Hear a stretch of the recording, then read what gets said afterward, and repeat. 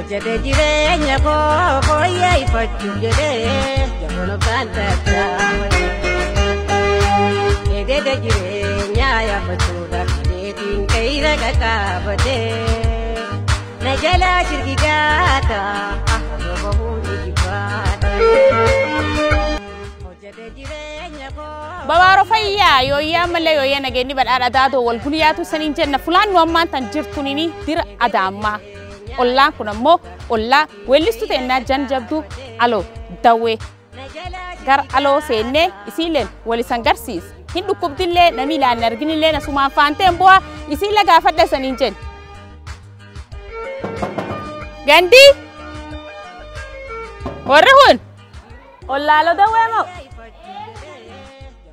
Ejenna ye amma kun akka isan gartan kana ummaan teennaa garanaa gad miilillee akka hin chocho'u arra xiqqoo galata rabbi xiqqoo honnechuuf jira malee garanaa gad miili hulleen irratti hin hojjetu sukkaareedhanii dhibee akka itti himan haa ta'u immoo afaaniin xiqqoo akka ta'e arri hin dubbatti isiin gaaf sila ofii hojjechuu masteetti hin hojjan arwaa yaalamtuu hin qabu yoo gabaabuma gabaabsinee isanillee itti meechuu akki isiin kee jirtu akka jabaa fi akka dadhaba keessa.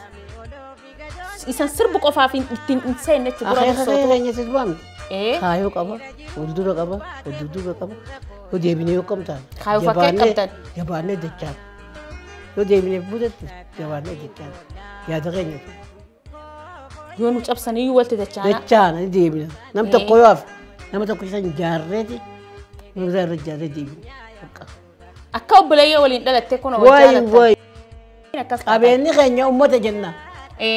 Ummata Oromoo jettan kaayoo fi akeeka kaa jenneeti yoo duuneeti cumarratti wayi haa jarri kun akkatti halkam ganda wareeranii jarrisan kadargisan kasi gatan ummata Oromoo baadiyyaa fidanii magaalaa fidanii Finfinneellee fuudhanii isa ummata wali guuranii nama 900 bakka takkatti ganama dachiini dukkanooti akkam Ganaman. Oguu ummata katan dila kana. Dachiini dukkanooti. Wal ummata tijjaara ummata gurguddaa katan. Gaafa Ismaa'eel Galmoo fakkii. Ni dukkanooti dachiini.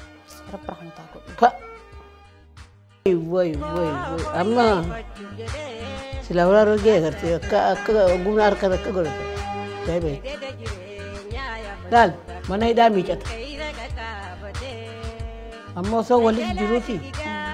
Gurbaa gama deemu, gama irra deemu naafoo. Ganama qottoo jiru hidhan. Mana harkalaal waraana gaaraatti jaaniidha. Hojjete jireenya koo fooyyeffachuu jedhee jamono baantaadha. Eededa jireenya yaabbachuudhaaf deetiin keeyra qaqaabatee na jalaa shirgigaata roba